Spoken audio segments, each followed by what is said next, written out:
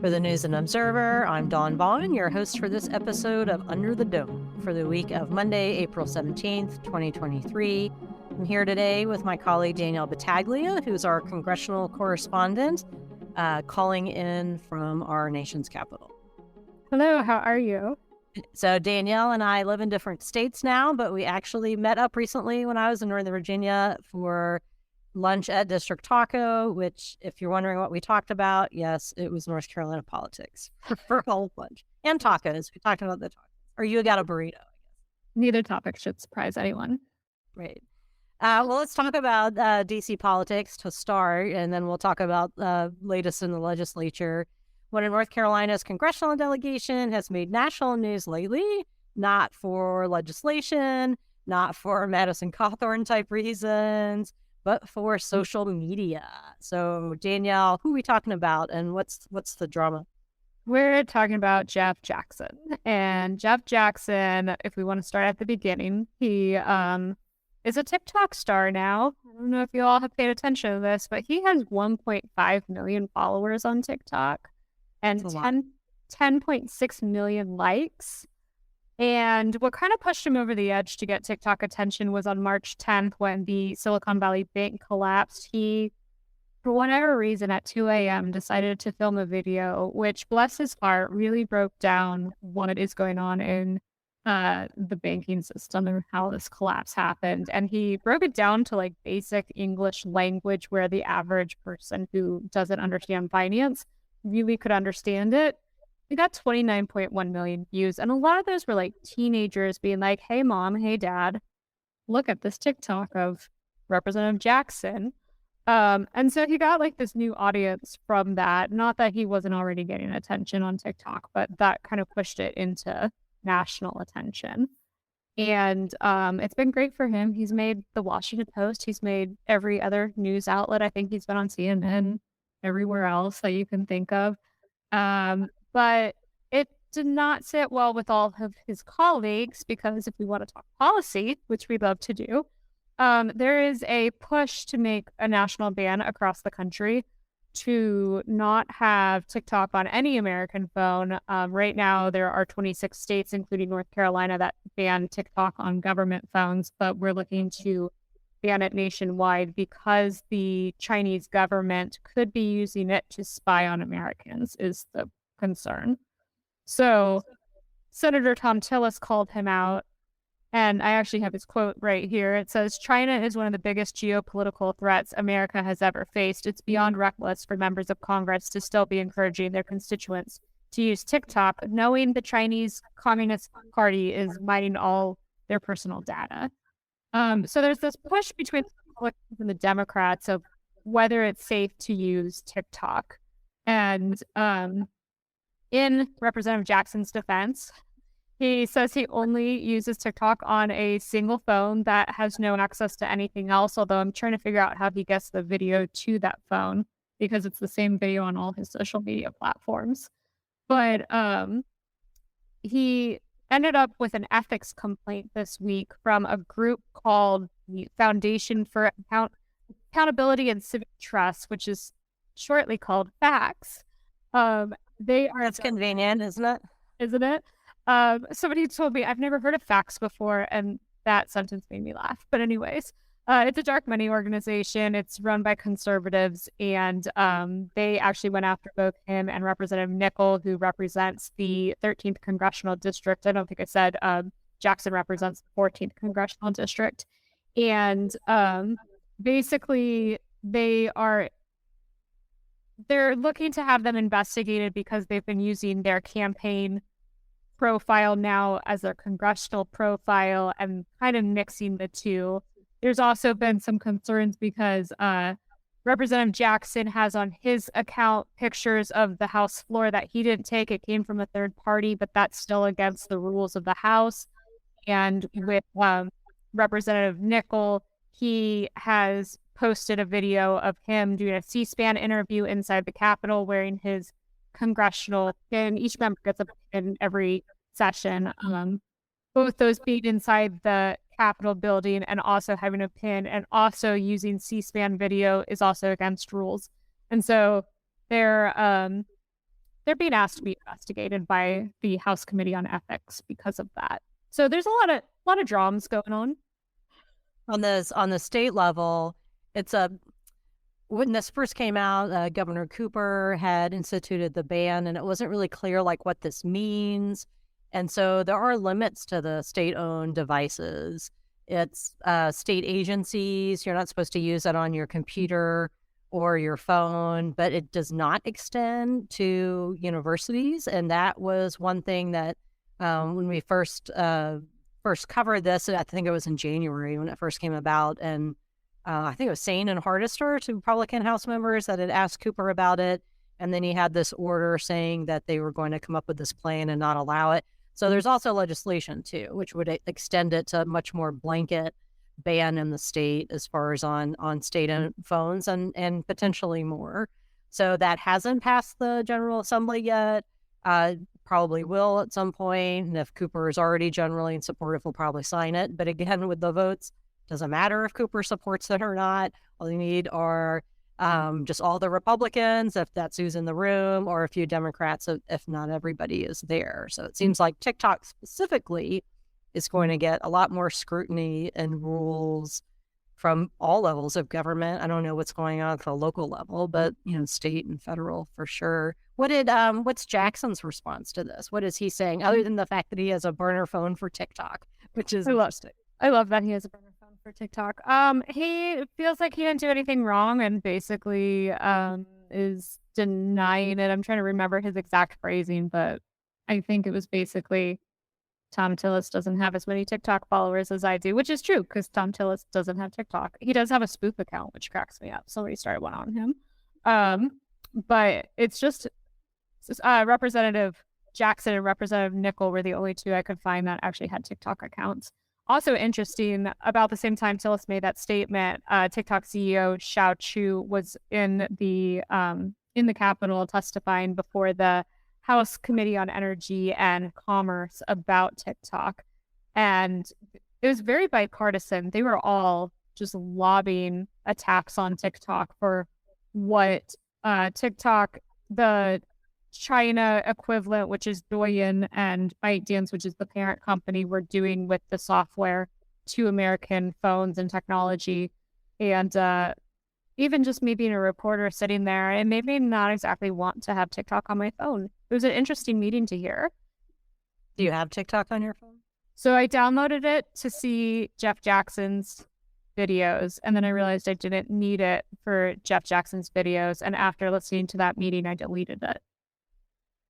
But you should follow us at News and Observer.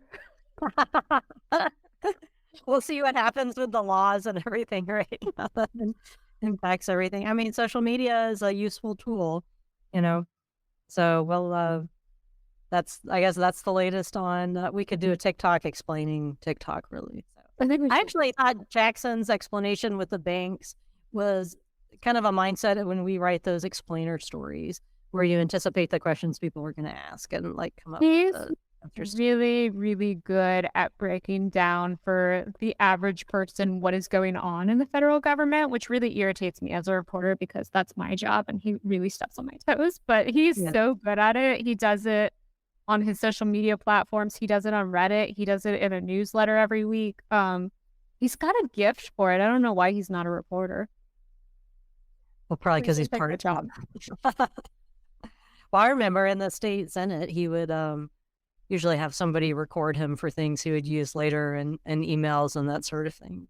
And people would notice that. You notice when the cadence of a lawmaker changes when they're having somebody record them for them to use it differently versus if they were just talking to the other people in the chamber. So yeah, we sat behind him and Representative Nickel in the Senate, and I was trying to find a photo of the two of them together that we were not in to post with the story, but I couldn't. It would have been more fun if we were. I don't like to be in the paper. Speaking of the legislature, a lot has changed. Yes, and we're going to take a quick break, and when we come back, we're going to talk about what's going on at the legislature next week. And we'll also tell y'all our picks for headliner. So we'll be right back. You're listening to Under the Dome. I'm News and Observer Politics reporter Dawn Bond, here with my colleague Danielle Pataglia out of DC. Before the break, we talked a lot about Jeff Jackson and TikTok and a little bit about the legislature, and maybe we should talk more about that. What do you think, Danielle? I think we should. You were on vacation when all hell broke loose. And I want to hear what you've learned since you've returned to North Carolina. She was here with me, by the way. Right. I was paying attention to everything the whole time. So what happened this week? And I started off my phone calls talking to different sources. I know you're tired of talking about this to all the reporters, but we're still talking about it. So let's talk about it. Thank you. It was our politics team did Danielle and I and Luciana and Avi and Lars worked on follow-up stories about Trisha Cotham changing parties beyond that initial reaction and looking further at what does this mean, what's behind it, what are some of the timeline issues, that sort of thing. Luciana Perez-Uribe Ignasi and I had a story out looking at mostly the Democratic side as far as Cotham's claims in her her press conference about what it was like in the caucus. So I talked to people in the caucus and former people in the caucus and in the building, and Stephen Wiley, who's the head of the House Republican caucus, which she's now a new member of, about how much of this is corroborated by other people, how much of this is what she's sharing as far as her reasons for switching. And it became pretty clear that whether it's the only reason or not, how she felt in caucus this time was a significant contributing factor. And a lot of what, I don't know if everybody noticed this initially, is that she came back to a different caucus. And it's different, not just different, it's, the political cycle has changed or what the policy is or who's in the majority, but who actually works there and serves there. And so a lot of the lawmakers of all range with Democrats, including the moderate Democrats, which she generally has always been. It's not like a huge policy switch for her to all of a sudden become Republican, because if you look at her votes this session and then in years past, not on every issue, of course, but some issues and what she did in the meantime, she's a proponent of school choice. So a lot of those lawmakers are gone that she worked with, and she was part of this group, a coalition at a time when she got a lot of attention for being the youngest woman in the House Democratic caucus, and how the big factor in the times changing as people are retired. Mickey Mishaw was one of those people. He actually went and became a senator for one day and left.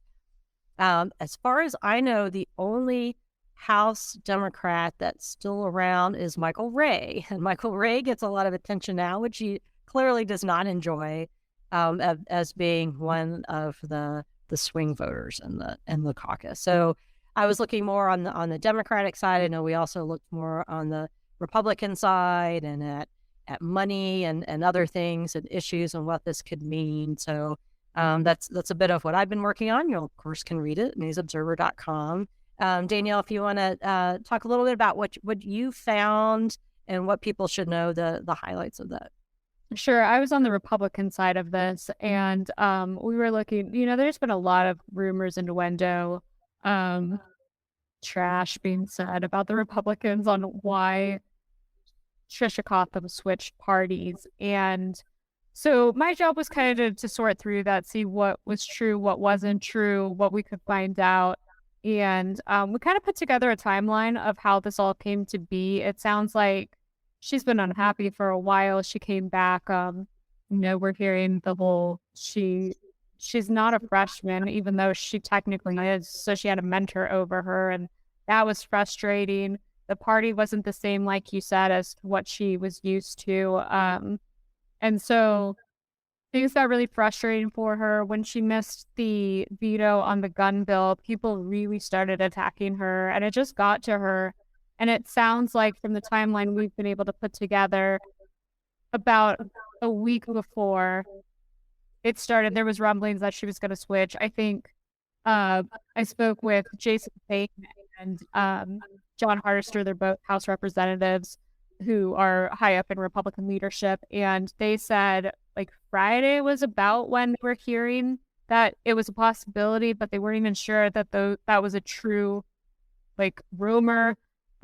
Monday, Representative Sane was told to meet Representative Bell and House Speaker Moore at the GOP headquarters, and that's when they found out like this is legitimately happening. By Tuesday, they were meeting with her, and she still wasn't positive she was going to go through it. She was talking about like, what does this look like? How are you going to support me? What's the fallout going to be? And during those conversations, a staffer found out about the switch, and it got out like wildfire from there, even before the caucus could meet and find out this was happening. So that's kind of the timeline we've put together on how this all came about. It's been interesting. I got text messages this morning from House Speaker Moore, who had been hearing. I was digging around trying to get some information on some of the various rumors, and he is giving me kind of that same timeline. He says he doesn't remember the exact day he heard that she was going to switch, but it was sometime a couple days before it happened. So it seems to all the Republicans, they're saying it was a really fast turnaround from when they were told she wanted to switch to when the public was told. There doesn't seem to be any evidence lately. It's, Democrats thinking it was a long-term plan or not. Nobody's found any evidence of that yet. And like you were saying with the caucus and the caucus, the Republican caucus director said that, he heard over the weekend, barely had time to talk to her about this is what's going to happen. And then even though conversations were a few people it got out, and then a lobbyist heard it, and then it's it's out and spread pretty quickly. So we'll see if the tenor changes in the House or overall in the building, this coming week, or if you all are listening this Monday, this week, this afternoon. And I'd asked Democratic House Leader Robert Rees if he thought things would be different in the House now. And he said, we only had one vote anyway. And a lot of that is true. It's not like Hotham was this constant, expected, loyal blue vote. And then all of a sudden, it's a surprise. It's completely different. She had already, she wasn't there for the pistol permit purchase repeal override. She had supported the ICE bill. She already is clearly supports school choice and that issue. And then there's, some bigger things at play. Have her positions changed on abortion, on LGBTQ rights, that sort of thing. And our colleague Avi has looked at some of that. So we'll see how the legislation that moves changes. But now she's one of 72 people in a pretty large caucus. And that's a lot different than when you're one of the few people in the other caucus getting a lot of attention. And now you're, with a bunch of others. So we'll see how she votes and how things move along with committee. And one thing that Reeves said to me that I put as the kicker on the story that Luciana and I did, kicker is like a, kind of a final line, like a way to end the story. That's what reporters call it. And it was Reeves saying that two people control the building. Of course, he's talking about Phil Berger and Tim Moore. And he said they have a lot of sticks and a lot of carrots. So we'll see what is ahead on the carrot and sticks front. So we've used up a lot of our time already. Let's go right into our headliners of the week. Yours is serious. Mine is lighter. You want to go first? You want me to go first? I'll go first since mine's serious. We can go out with a good kicker. So mine is the arrest of the person who breached security at I don't think it's a Marine Corps base, although I've been so in Trisha Cotham world. Actually, no, it's a National Guard base. I'm sorry. Yeah, Air Force. So there was a 21-year-old basically taking high-level security information and putting it into a Discord platform, which is like a online, I'm going to say forum, but I actually don't know because I'm old now. And basically all these people had access to huge security documents, like what we were doing in Ukraine and our plans for helping them defend against Russia. And it was a very big deal. And New York Times helped figure out who it was by his kitchen countertop, which I'm fascinated by that reporting. And he was arrested yesterday. So I'm very interested to keep following that story. And I have a feeling that's going to be coming up in Congress next week. We should give a shout out to the Washington Post, too, who had the big story with the friend in that group that explained a lot of things. And yeah, and how like this guy, one thing I thought that was really good about the post story is like way down at the end, because there's so much to share, is about like a lot of people have access to this information. There's different levels of secrecy, but putting intelligence information out there risks people's lives. So we'll see how that pans out. What I'm writing about doesn't really have so much life risk. I guess occasionally it happens. If it attacks you, it probably won't. I'm talking about bears. And when you mentioned Tom Tillis, I switched mine from an audit on COVID oversight to the bears that were in, I guess, Senator Tillis's truck out in the mountains. And he tweeted something about that and got a lot of attention. But my comment on that is, what's that bear doing? And yes, that's a Robbie Anderson, Carolina Panthers reference. So North Carolina Black Bears is my headliner of the week. And the Charlotte Observer, our friends over there, have written an article about the bears, so you can read up more on why the bears were in his truck. Yes, we've talked about bears on the podcast before, usually from Republican lawmakers who kill bears. So this one is about bears that survived. So shout out to the bears that made it out. They want to make it our state animal too, a bear. Okay, don't touch the squirrel. That's enough. All right. That's all the time we have for this week. We'll see what happens at the legislature and up in that other capital where you live this coming week. I'm Dawn Vaughn for the News and Observer, myself and Danielle Battaglia. Thanks for listening, and we'll talk to you next time. For more from our politics team, subscribe to the News and Observer at newsobserver.com/subscribe. Follow us on Twitter at Under the Dome and NC Insider, and sign up for our weekly political newsletter, also called Under the Dome, at newsobserver.com/newsletters. Thanks for listening.